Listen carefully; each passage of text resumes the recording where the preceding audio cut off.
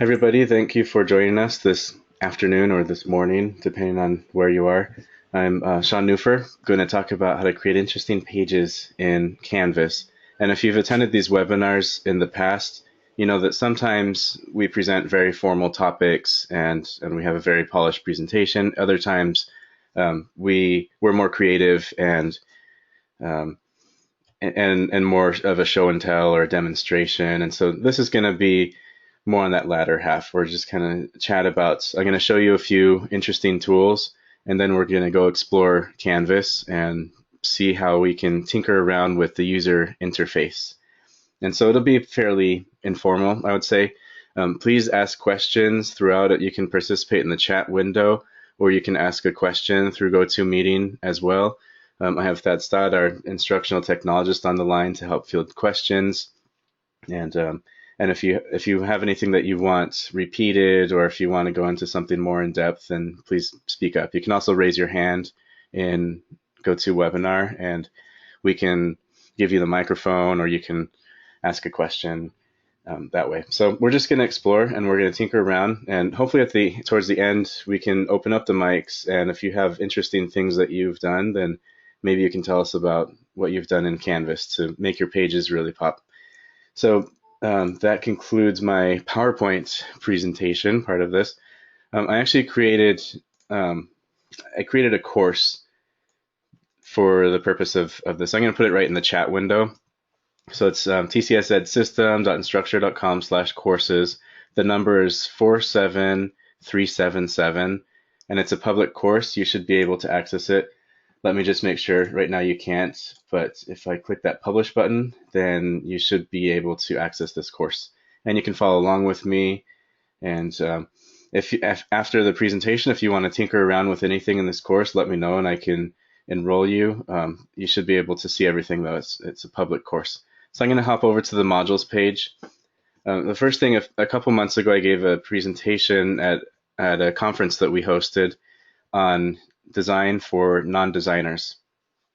So I have the slide deck for that presentation, same title page here that I kicked us off with today. I have that uploaded into the course, and so you can review those slides. I talked about the basic principles of design, and it was more of a visual design boot camp, I would say.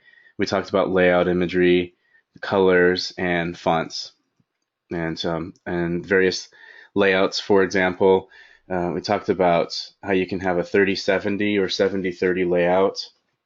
You can have a 50-50 layout, which is what I like for a lot of my pages, like my home pages and my courses. 50-50, it can also be vertically divided. You can be creative, 40-60 layouts, for example. But talking about how there's a certain balance in design, something called the rule of thirds, where you divide an image or a page or a layout or landscape into three portions, vertically and horizontally. And at those intersections, those are the hot spots of the images. So people tend to gravitate towards upper left, and they read left to right and then top to bottom. So people don't tend to spend a lot of time on the bottom right-hand corner of a page, of a picture, of whatever it is, whether it's a flyer, unless you specifically focus their attention there. But naturally, we tend to gravitate towards the upper left-hand corner. So if you have, for example, syllabus or an announcement page, and you use a lot of imagery, you can be mindful of the tendencies of viewers. The way that I leverage this, I have a page here, and I'm going to show you in a few pages how I use this image for a front page design. So I have an image that I got. This was just a free stock image that I got on the internet, and it's Creative Commons, and I'm able to manipulate it and modify it and use it in my course. So I have the image up top. I grab their attention, and then focus their attention downwards. And this is all stuff that we can design within Canvas. Now within Canvas, this is typically what that page might look like. It's very cluttery, and right now it's kind of Inception-like cluttery because I'm in a Canvas page within a Canvas page. So I have this presentation available. You can review the slide deck.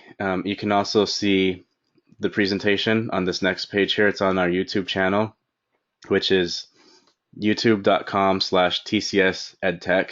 You can view all of the presentations from that conference that we did, where we talk you through the visual designs. And so it's a good refresher. And if you want more information about things like educational technology, design, course design, things like that, then we do have a blog that we keep up. It's tcsedtech.com. You can find our blog there. And we talk about, we do technology reviews and talk about a little bit of things like layout and course design, a little bit of instructional design, a little bit of ed technology. And so that might be a fun resource for you as well. Now I'm going to get into some of the page layouts.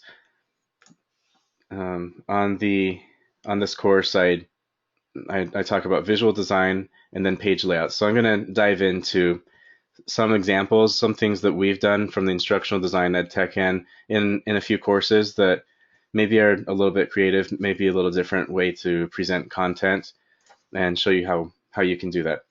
The first one, this came from a homepage for a course. It wasn't an academic course, but it was for an academic assembly. So leaders of institutions gathering together last summer, and we wanted to create a repository of resources. We had some assignments for them and some deliverables. And we did that so we created a homepage that was a more visual guide as opposed to a homepage with a lot of narrative and text. And so that's something that you can consider as well. What this is, it is a table with images and with text. And it's actually two tables. This one is 3 columns, and it's actually more. Let me edit this page and we'll dive in. And you can see the table layout.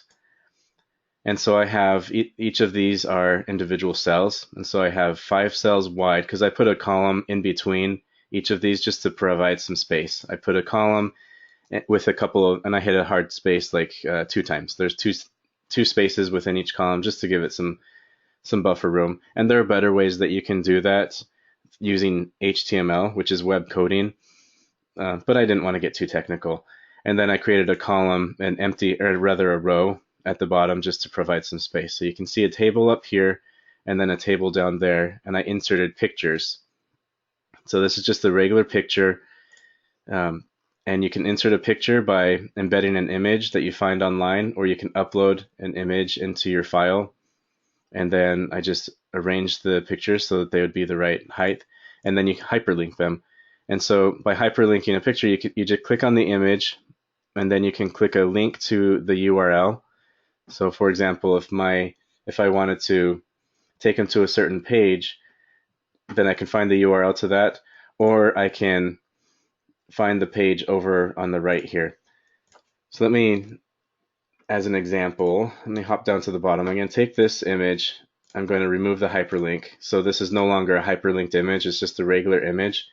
With the image highlighted like that, I can go to a page if there's a specific page that I want to take them to. For example, any one of these, it doesn't really matter. I can click on the hyperlink to the right, and it'll link that. Now this is a hyperlinked image, meaning the student will click on that, and it will take them to whatever I chose. I'm going to remove that link again. And you can also, any of these elements on the right, assignments, quizzes, I don't have any here, announcements, discussions, even modules, I can take them to a specific module or one of the course navigations. So for example, people or grades or modules or assignment lists, wiki homes, the files index, I can just click on any one of these and it'll hyperlink that. Or if I have a specific web page, maybe I want to take them to this YouTube video. I mean, it's better just to embed the YouTube video, but I can click on the URL, and by default it says, okay, so it's already hyperlinked because I hyperlinked it to the assignments page. I'm going to delete that and put in the YouTube video. You can put alt text, which is great for screen readers as well. And so this would be, I'd call this a navigation button for YouTube or something. You want to be descriptive, and you can disable the inline previews for the link as well. This is for visually impaired students that you don't want to make things visually too symbolic that unless you describe them. So people with screen readers, a screen reader is something that they can go on the web page, and instead of seeing all the visual elements, because they might have that visual impairment, the screen reader will read all of the content of the page. And if it comes to an image, it will say, if there's no alt text, it'll just say there's an image, no description.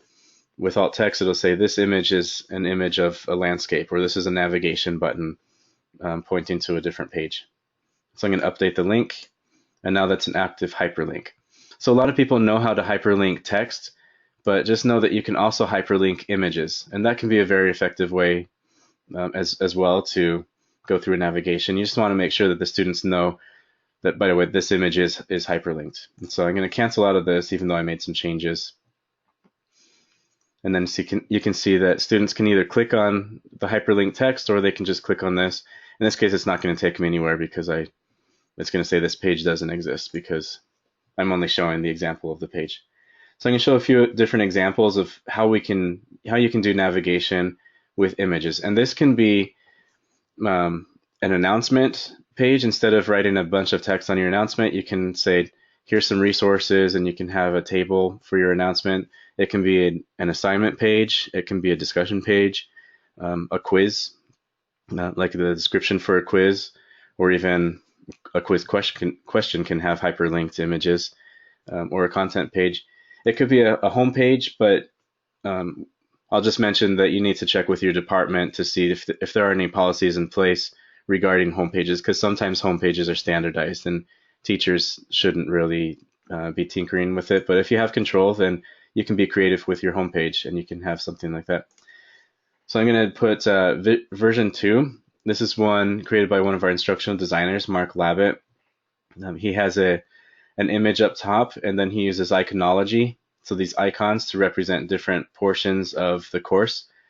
So this one will take you to the library or the bookstore, and so it's a very visual way to set up a navigation menu. And what I like about this is it's responsive, meaning if I were to take this out and make it smaller. So my monitor happens to be fairly big. I mean, it's 27 inches, so that's a decent size, but some people are on monitors that are maybe 15 inches on a laptop, for example. And this way it responds to however wide the screen is. Up to a certain point. I think once it gets to a certain point, it won't go smaller than that, since that's maybe 400, not 400, maybe 800 pixels or so. And after that, any smaller, and they're going to have to scroll. I mean, that's a very small screen. But if they're using the mobile app instead of a mobile browser, then that's better, I think. Another page, version 3 of navigation, again by Mark Labbit, and this has since been revised. This was one of the early drafts, I think, of a course called The Power of One, a template. And so he uses imagery to navigate to different course content. And then in terms of the modules, he's using imagery as well for each module. And the module would have a description. Again, this is kind of an earlier iteration, I believe. But it makes the page really appealing, I would say.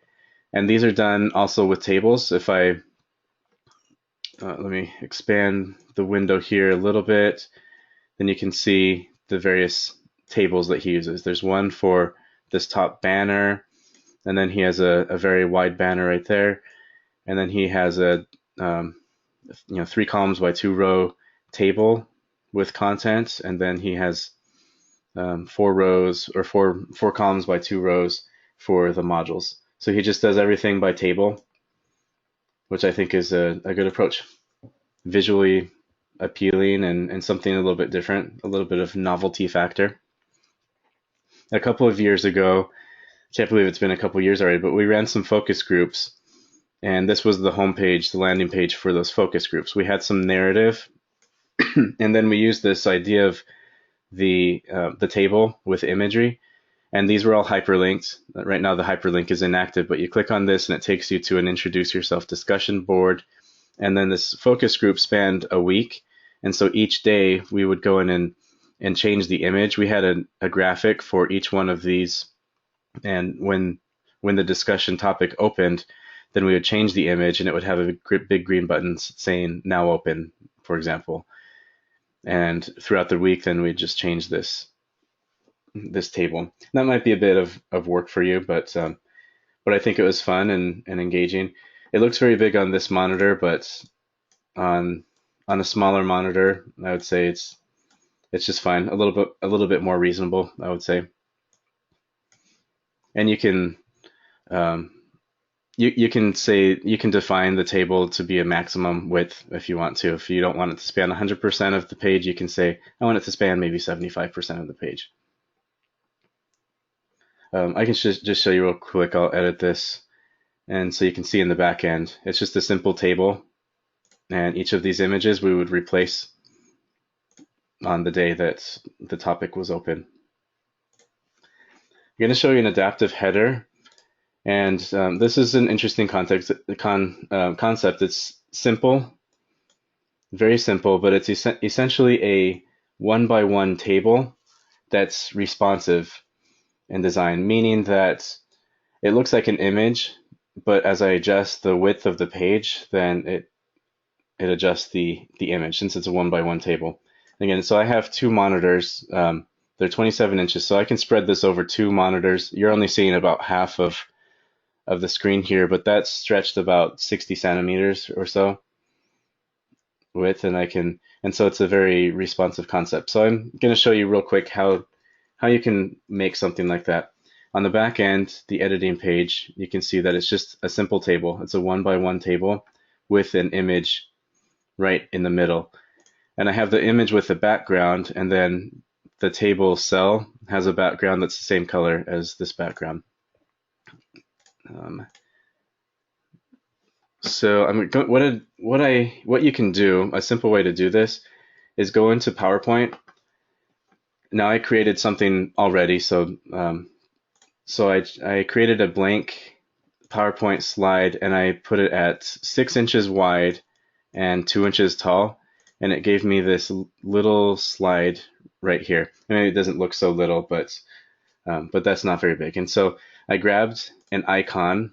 You have icons in PowerPoint that you can choose from. I chose something from the education. No, it wasn't. Yeah, it was this icon from education, and I put it on the slide, and then I put some text in a text box right here. The image, I changed it so that it would be just off-white. I didn't want it to be quite white, but since the background is dark, I need the foreground to be light, whether it's text or icons. And so I colored it so it's just off-white, and the text, I did the same. I colored that text so it's just off-white. That's white, background 1, darker 5%. And then I found, and then I just colored the background. So I go over to the Design tab, Background Format, and I chose a color. Now in my case, I chose a color that, let me see.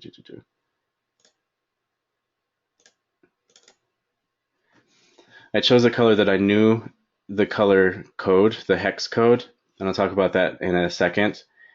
So that hex code is hashtag 26836 or 3C6, and so I was able to put the background as that color, and then you can go ahead and save it.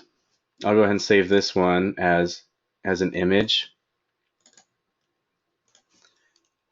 and this will be the maybe responsive table image.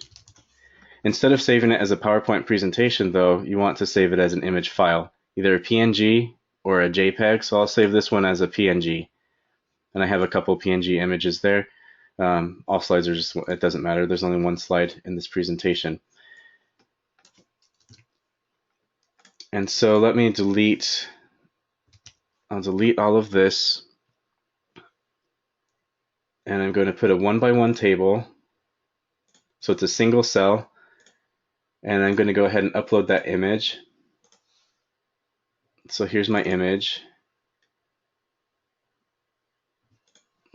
Alt text, I don't know, edtech.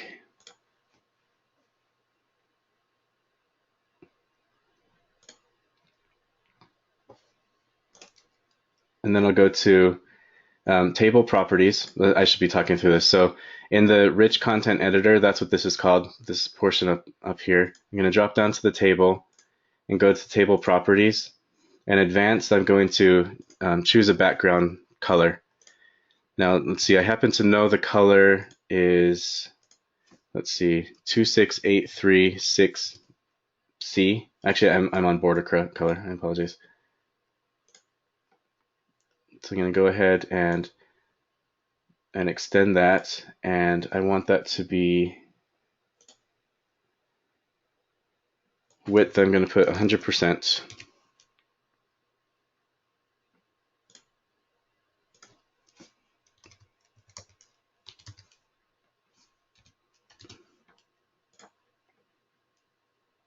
All right, and this image right here, I'm just going to center that. And now it looks like it's one image, even though the image is actually, you can see the borders right here. Everything else is just a background color. And so if I save that, then I have an adaptive header. And that's even maybe a little bit big. Maybe I would want that to be a smaller thing, maybe 100 pixels. So I'm going to go to table property. I'm going to put the height as 100. I think that's sufficient, right? And the good thing is that after the table, I can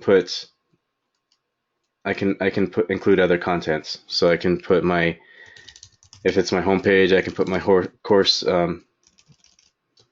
description.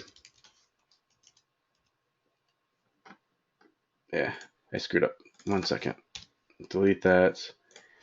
I'm going to save you, and so now I have 100 pixel tall, and I could make that even smaller if I wanted, and I could have a lot of content, a lot of narrative down there, and this will be responsive. So if I stretch it out, if I make it smaller, it's very simple, but you can make this a little more complicated. The trick is that you just want the background, there to be a solid background without a clear border on the sides, and then you make the background of the table to be the same color as that background that's by the border of the image, and then it looks seamless and it's responsive. So that's an interesting way, I'd say, that you can do this. If I refresh the page, then you can see my new border. So here's that front page that I talked about a moment ago. And for this page, I found an image on, I believe, pexels.com. Pexels is a great website because all the images are very professional and they're free and you can manipulate them. And so you can find an image, they're very good quality pictures. And so you can find something related to your topic. If you're teaching psychology or nutrition, there's not a great repository for psychology, and I don't know that I'm spelling nutrition. I have no idea how to spell nutrition. Did I mean nutrition? Sure. I'm not a very healthy person, I guess. But these are all images that you can use in your courses. The licensing, if you have any questions about the licensing, then you can click on the license link up there, and it'll talk you through that these pictures are free for personal and commercial use, definitely free for our classrooms. If you want to give attributions, that's just fine. You can credit the artist, the photographer. I'm sure they will have no problem with that. But yeah, if you're teaching a course on nutrition, these might be great stock photography for you to have a navigation menu, for example. So this is one that I picked up and I cropped it and I modified it a little bit in Photoshop just so that it would be the right color scheme that I wanted. I placed it up top, and then I put a course description down here. Now, if you want the navigation buttons, these are part of the instructor guide, the Canvas guides. And so some of these are pop-up. I can pop this up and have my professor details, or the textbook, for example. The help menus, we have to have a help menu on the home page, and this was one of my home pages for my courses. I think the help menu looked ugly and it took up tons of space, but it's necessary, and so I put it in a button so that it would pop up like this. And these have hyperlinks, so it would take me to the Canvas guides if I click on that. take me to a page where I can review the technology for the course requirements. Now to set those up, you'll probably want to reach out to me or my team or the instructional designers because it does get a little complicated, but it's possible. We can teach it to you. It's just beyond the scope of this particular webinar, but it includes using something called class and ID styles. And so it requires a bit of code. You have to create a div. It's not hard. It's not impossible. And don't be intimidated, but it does take a little bit of practice. You can create a button, and then you hyperlink that button to a different page. And I know this might sound complicated, so just email me if that's something that you're interested in exploring. And for now, just know that that's possible. And some of these were hyperlinked. Now the hyperlink doesn't work, I don't think, for this course because I only copied the page. It's not the live course, but this button would take you to the syllabus page. Oh, in this case, it does take me to the syllabus page because that was a standard. It's a standard Canvas page. It doesn't change from. It's not a unique content page, in other words. Now, Mike Braden, one of the instructional designers, took my design and he modified it. I think it was an improvement, but he changed the buttons a little bit. So there's a new to Canvas. If this is your first course, your first term or something, then maybe there's a guide that you'd want the students to go to. If you're a veteran student, you've done this before, but you're new to this course, then there's another guide that you can go to. There's the help menu, syllabus, professor, textbook, and these could be activated as well. Another thing we explored was using a drop-down menu, an accordion menu. And I'm not sure if I recommend that, but it's an option that we have. In order to create this, I went onto a website called h5p.org. I'll put this, I think that's a good enough site that I'm going to put that in the chat as well. Because H5P, it's referring to HTML5, and it publishes interactions in HTML in a language. The browser's language.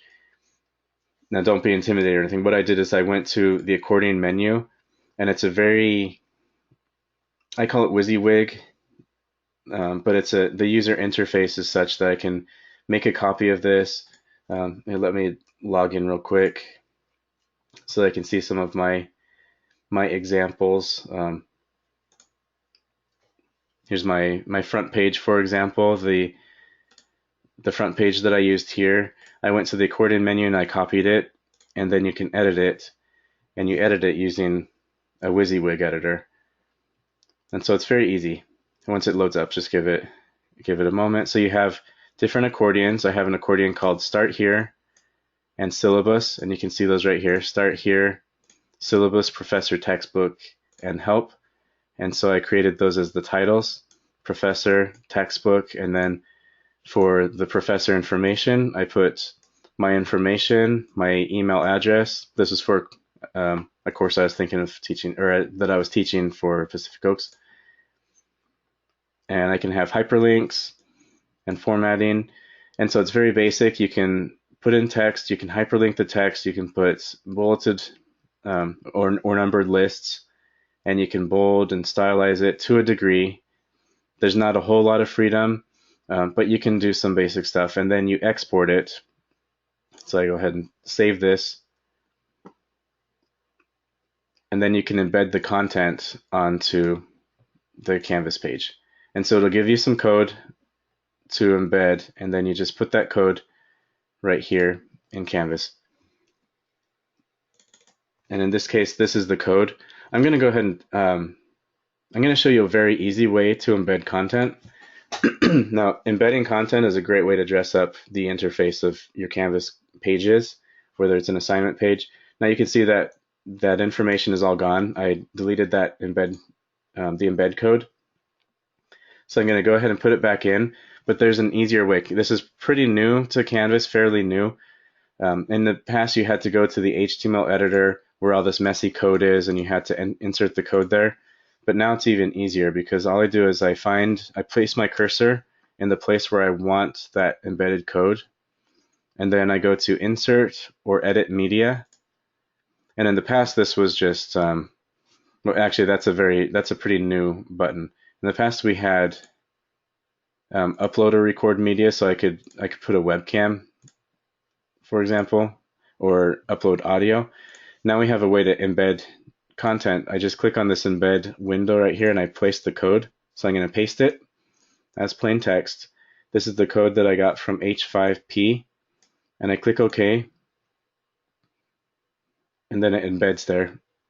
Looks like I put it in the wrong place. I must have moved the cursor. So let me try that again. Okay, the cursor is down here.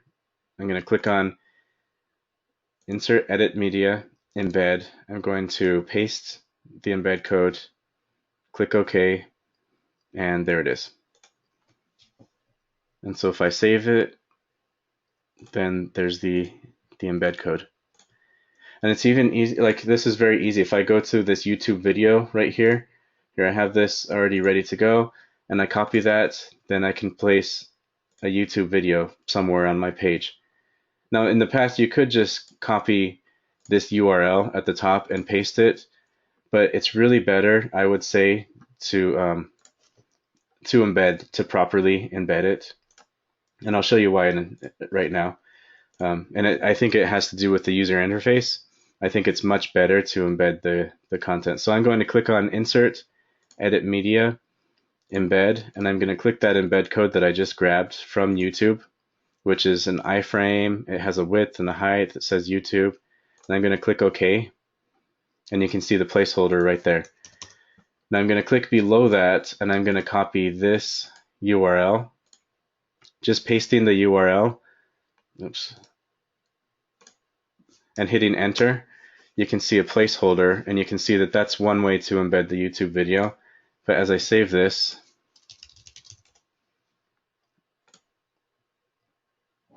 are you kidding? All right, something I did made me not save it.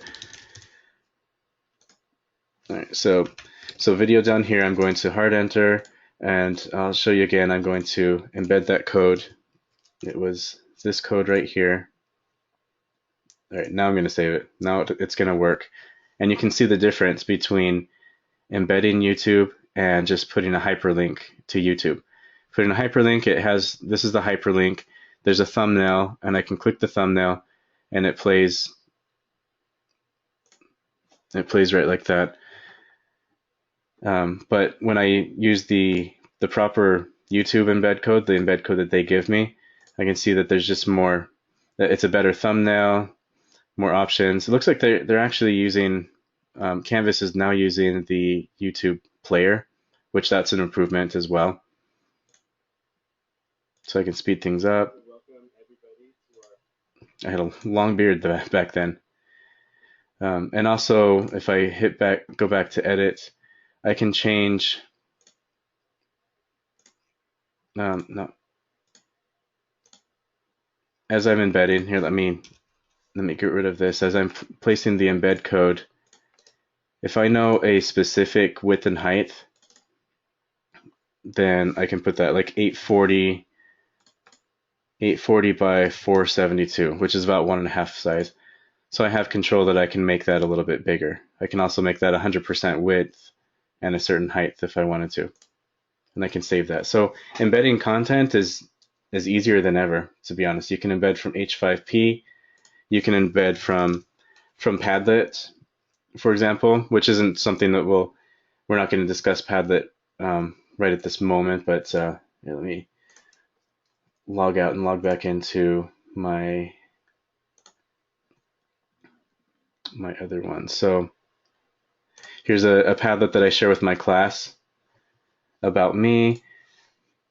I can click on share, embed, grab my embed code. This is probably the most complicated embed code that you'll come across, but you just ignore it and head back over to your page.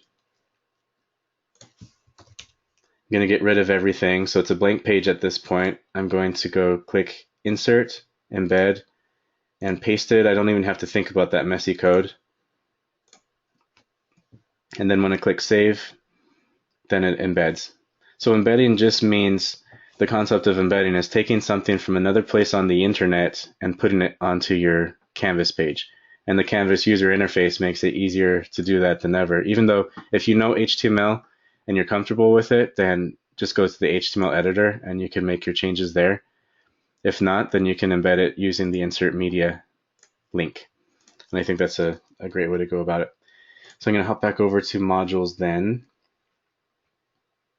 One last example that I'll show you, and this comes from another instructional designer, Juan Kim, and he did kind of I like this, it's a good mix of iconology, so you can see the course navigation, the basic things, course syllabus, the bios, the outcomes, readings, and resources, and he chose good icons for that stuff, and those are hyperlinked. So both the icons are hyperlinked and the text below is hyperlinked. And then for modules, he got images that look like buttons. And you can make something like that in Photoshop, or sorry, yes, Photoshop, but PowerPoint. I can say if I were to not create a new document, I'm just going to create a new slide, for example, and then I can create a shape, and I can put information, and I can put the title of the module, for example, and I can bump that up to maybe the text. Oops. I don't know if you want it to be big or kind of minimal. You can put something like that. You can make the button like that, and then if I double click on this, then I can go to shape effects, and I can put a bevel if I'm wanting something skeuomorphic. Then I can put something like that, or I can put a glow behind it, something like that, or I can just keep it as is, and I can save that as an image, just like I did before. Save as. Instead of a PowerPoint presentation, I would save that probably as a PNG. I prefer PNG. JPEG is also very good. GIF or GIF is not bad either. And then so you would put that in Photoshop or PowerPoint. I keep saying Photoshop. Photoshop is a great tool as well. It's not cheap though, and we all have PowerPoint for free through our work emails. So that's another way that you can go about doing that. So you can go to pages, and so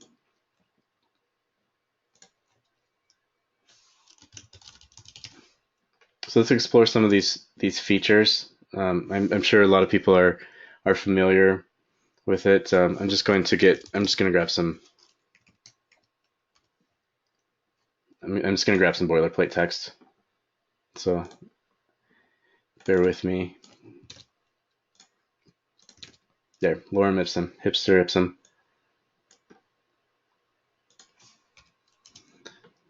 All right, so if you want to put imagery, I was talking about some repositories for images.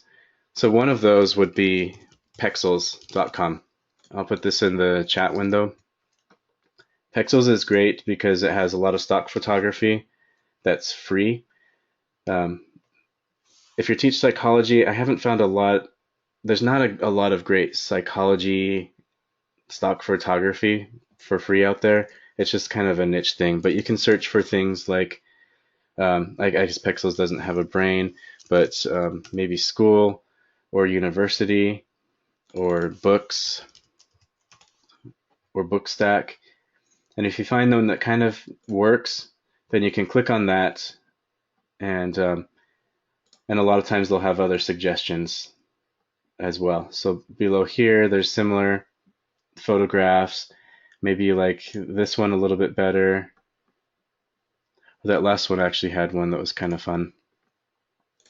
This one, some books with an iPad. So I can click on download, and it downloads it automatically. You can choose the different sizes if you want something small, medium, large. Now the advantage to a large image is that it's going to look very clear. So if I click on this is a pretty large image. This is only a third of the size. So if I were to put this at 100%, you can see the true dimension is quite large. So this is plenty fine for anything that I would ever do in Canvas. And if it's too large, then it might take a long time to render on the Canvas page. And so you have to find that balance there. You want one that's high enough resolution that it's clear, but you don't want it so large that it takes 10 seconds for the page to load. And you can always resize these. If I download it and I figure this is actually a good size and that's about 25% zoom, which means this is only a quarter, I can go to edit picture, and this is just the free Microsoft Office, whatever. You can use pretty much any photo manipulating thing to edit it. I'm going to go ahead and resize it, and I'll put about 25% of the original width and height, and that gives me about 995 pixels wide, and that's plenty large, I would say, for any Canvas page. Now it looks small, but I'm going to go ahead and put that at 100%, and you can see, okay, there's my image, and I will go ahead and save that, I guess. All right, so how do we get that into Canvas? Now, one way, if the image were good just as it is, I could go to this page here. Since this is Creative Commons, I can go copy image address and just put it from the internet. And I would do that by embedding an image, putting the URL right there, and I would say that's about 1800, and I would say maybe 800 wide is good. And if I make an adjustment to the width or the height, just click somewhere and it automatically scales it. So it's not going to adjust one without adjusting the other. And for the alt text, of course, it improves accessibility, as it says right there. I can just call this stack of books. So the screen reader would come to the image and would tell the student, there's an image here. The description is it's a stack of books. And that way they can understand. So I'm going to update that, and I have my image now within Canvas. You can also upload images. There's a couple ways to upload images. If you go to Files, for the course, I can go, it looks like I have an image folder right there, and I can upload an image. So if it's one of these images that I have on my computer, I can upload those, or I can click Upload, and for the file name at the bottom here, I'm going to go ahead and paste the URL to the Pexels image and open that, and it's going to sort this by it's going to sort it by alphabetical order. You can also sort it by date created or date modified. A couple of questions that we have here. Can I embed an MP4 in there? Upload it first. MP4s too slow causes they're too big. MP4s would be audio. And I would say a good way to upload an MP4, I can't think of one that I have on my computer, but I would click on this upload or record media option right here, and I'd click upload media, and you have an option to upload an audio file or a video file. I guess MP4 would be video, right?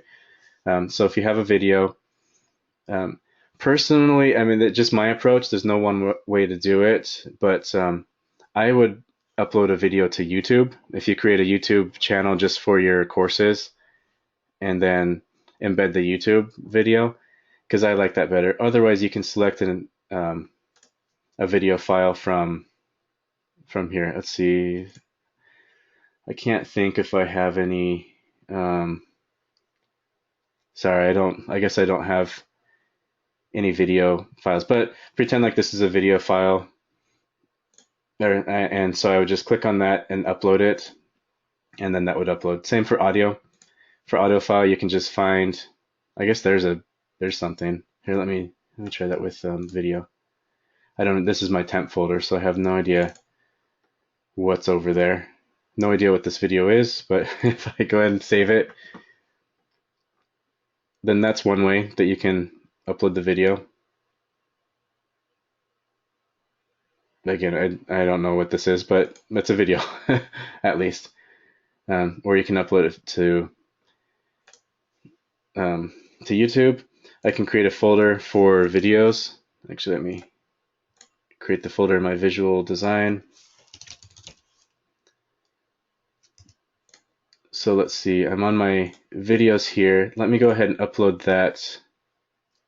Oh goodness, where did I find it? Bear with me. I'll just grab that one video that I just located. It was in my temp folder, so I'm going to go ahead and copy this. I have no idea what those are. File. I'm going to upload.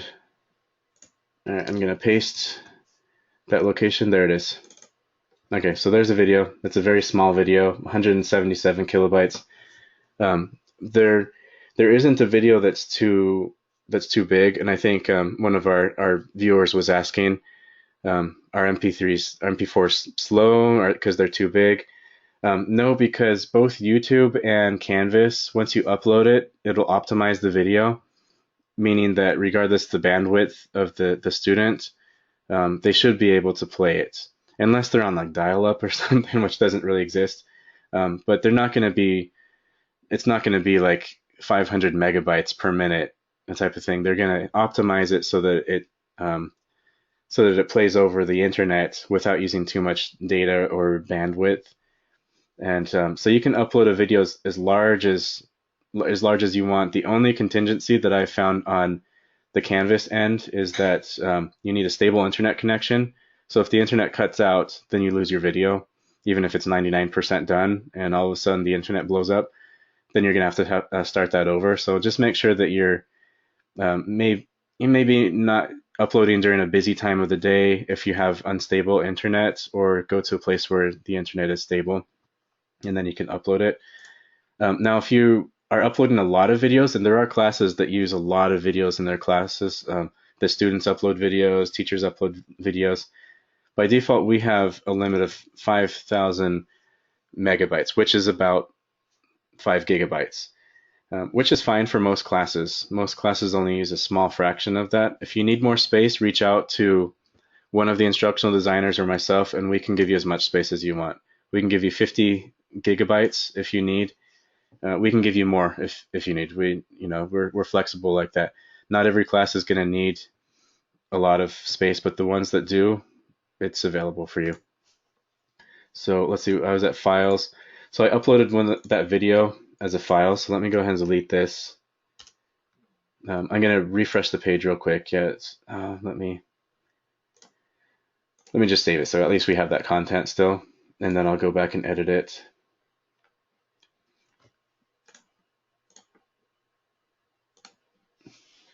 Now let's see. I was on videos. I could insert a link to the video like that so that the students can download it. So they can click on this hyperlink and download the video.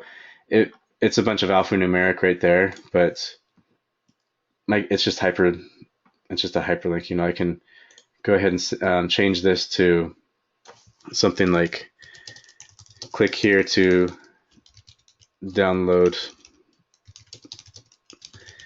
the video, and I'll go ahead and click that, save it. So they can click there to download the video, or they can watch it right in there, and that's optimized and everything. So let's see. And they can, this used to be what all the YouTube, when you click the YouTube link and hit a hard enter, it used to embed in a player like this, and now it embeds in the YouTube player, and so that's an improvement. And publish that. So those are the basic visual elements that I wanted to show you. If you want to get more advanced with your design and layout, you might consider something called color schemes. And so color schemes is picking a color and making design elements around it. So if I go back to the modules page, things like Mark Labbitt's page or Wankin's page. Let's see, one has some what do you call it, headers, section headers, and these are light gray. I think those are very classy, and the buttons. But if you wanted to get a specific color scheme going, which I think would be very appropriate, then you can do that. There's some resources online that are fantastic for this. So one is called coolers.co. I'm going to put that in the chat window so you can copy down that image. So you can go here and generate random color schemes. You click the Generate tab, and it thinks for a while. Here's some blue ones. And I think if you press spacebar, yeah, I'm pressing spacebar on my keyboard, and it generates various color schemes. And if you like one, you can say, okay, I like this. Let's see what, and maybe I like this guy. Let's see what else. So I'm going to lock those two down, press spacebar, and then it changes it. Some of the others. So I like that.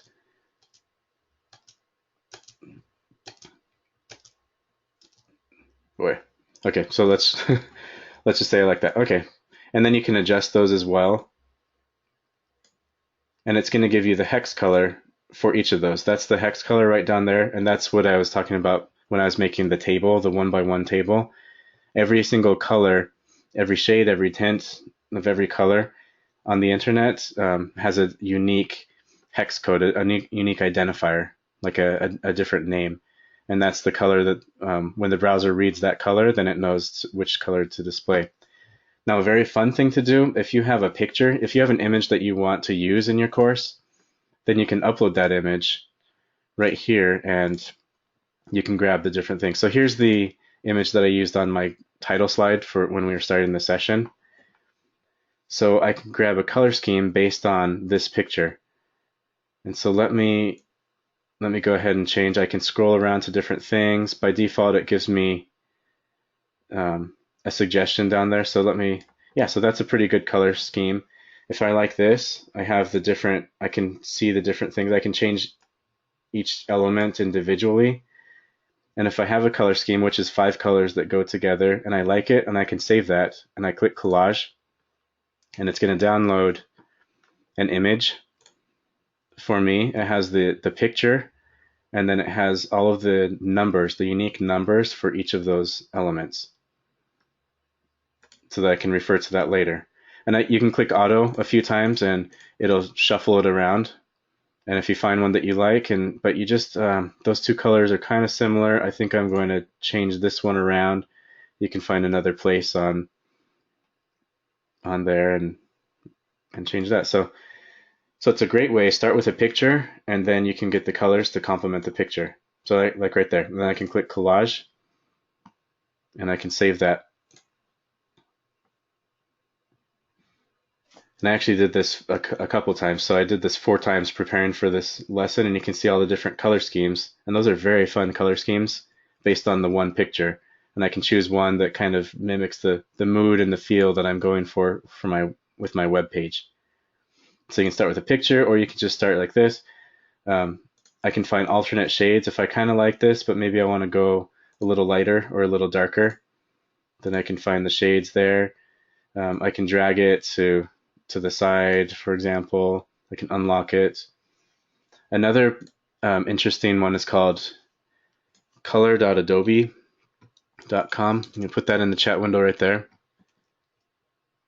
Oh, how did I get my somebody's asking, how did I get my picture into Coolers? And by the way, Coolers has a mobile app as well. So you can take a picture on your cell phone. You can be walking down the street, take a picture on your cell phone, open up the app, upload your picture into the app, and get a color scheme while you're still walking down the street. It's pretty amazing. There's a little icon right here with a camera, pick colors from image. I clicked on that, and then you'd upload the image. Or if you found one online, like this one right here, I can copy the image address and just paste it right there. Click OK.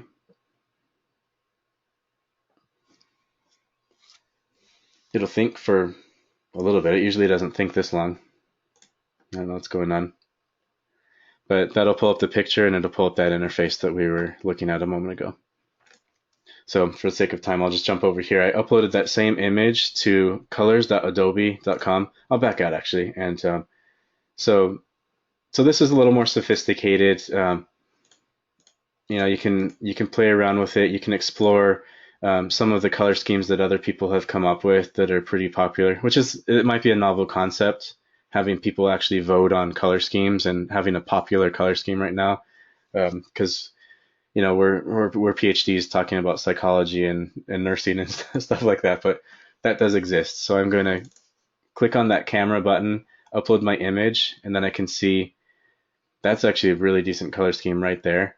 I can save that. You'd have to create an Adobe account. It's free. Log in and you can save it.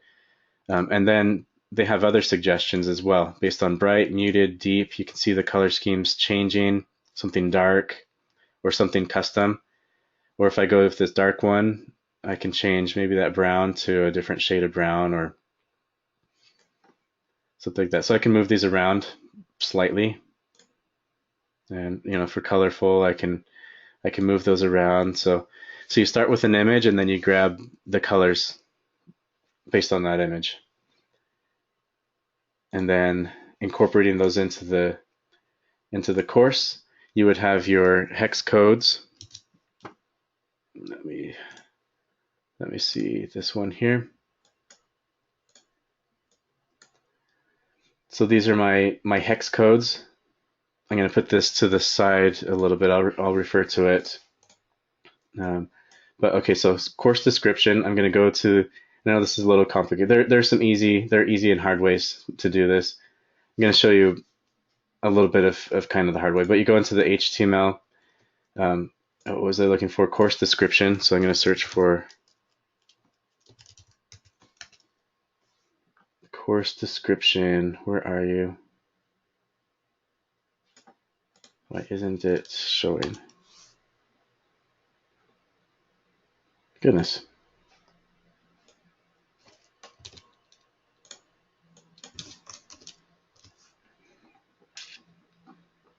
Am I not seeing it? It should be highlighting.